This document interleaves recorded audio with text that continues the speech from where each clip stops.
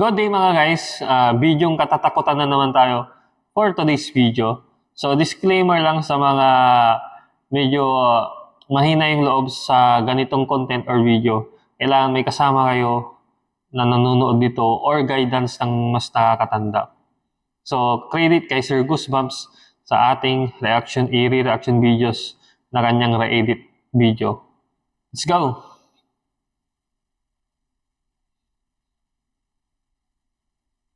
An angel. Guardian Angel. Isang malaking biyaya ang natanggap ni Devin. So, TikTok upload na naman to mga guys. So, originated kay Dewi Nashley.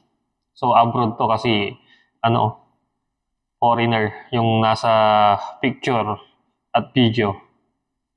So, let's go. Puro TikTok videos tayo ngayon talagang suki tayo ng TikTok videos sa mga horror. Asawa niya nang malaman nilang buntis sila. Subuntis. They are blessed with a beautiful baby. Cute ng baby. Lapitin kasi yan ng mga may mga guardian angel talaga ang baby. May napapansin silang kakaiba sa bata. Minsan sa gabi ay nagugulat na lang sila. May siya, kinakausap, di ba? Normal yan sa bata tas umingiti. Wala naman itong kasama sa kwarto. Isang beses na ulit na naman ng ganitong pangyayari. Ngunit hindi takot ang naramdaman ni Devin. So additional lang, story time lang mga guys. So na-experience ko na rin yan sa mga anak ko. Dalawa na kasi anak ko. Dalawang daughter. Dalawang babae. So yung panganay ko, tas itong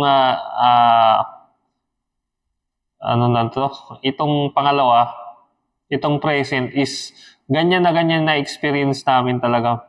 Parang may kinakausap, may tinitignan yung mga baby pagka mag-isa sila or pag sa gabi habang sila ay natutulog or kahit gising sila, may nakikita silang kakaiba na hindi nakikita ng mata natin na normal.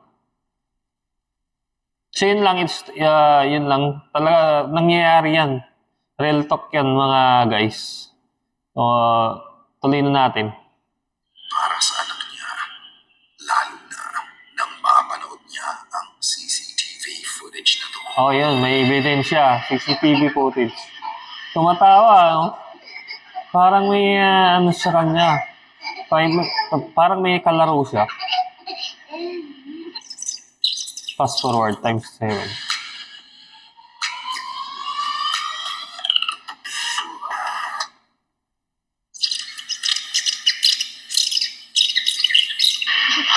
Fast forward na. May kalaro siya mga guys. Totoo yan mga guys, yung mga baby. May mga kasi yan nakikitang hindi natin nakikita. Hala? Kahit tayo mga guys, na-experience din natin siguro yan nung mga baby tayo. Yan yung tinatawag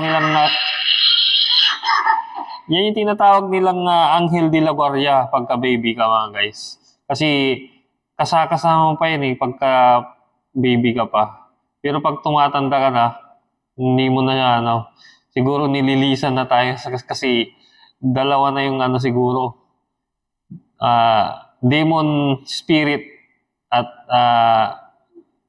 angel spirit naglalaban na Ala?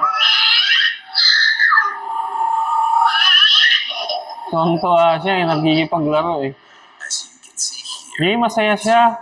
Kasi kung evil spirit yan, takot yan Diba? walang nagtawa ang bata. Masaya siya tumatawa diba mga guys? Parang nakikipaglaro lang. Maririnig mo na 2 beses niyang tinawag ang pangalang Chida. Gida? Ala? Nabibigas si Gida. Ay ang mas nakakatandang kapatid ng bata sa video. Maririnig mo pa nga ang boses nito nang tawagin siya ng toddler at sinabi nitong, yeah. Gida?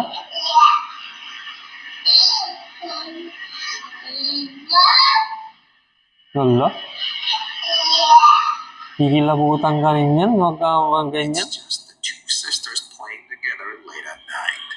Normal interaction between growing siblings. Pero sa kasong to, wala na si Jada. Ay, Hindi ano na, pumanaw na si Jada. Yung binibigkas niya sa... Iwan natin kung panaginip pa yan. Napapanaginipan niya.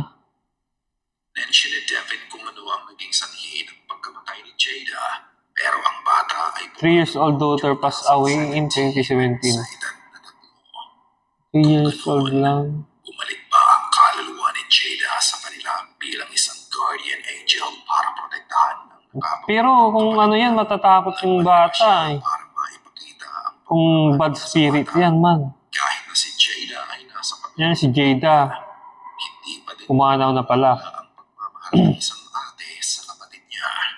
Walang takot na ipinapakita ang bata at tila So, naging guardian angel nga niya yung ate niya na pumanaw. you say not all ghosts are bad.